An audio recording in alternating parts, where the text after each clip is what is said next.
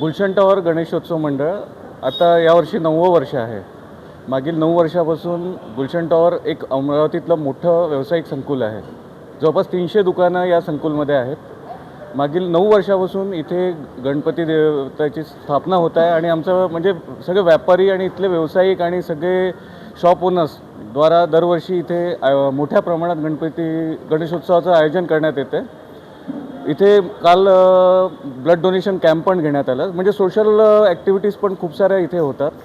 काल दरवर्षी जवळपास 60+ बॉटल आम्ही रक्त संकलित करून पंजाबराव देशमुखच्या रक्तपेढीला देतो. काल इथे 66 बॉटलचं रक्तदान शिबिर झालं आहे आणि इथे म्हणजे सगळ्यांनी स्वप्रेरणेने सगळ्यांनी इथे उपस्थिती दर्शवलेली आहे.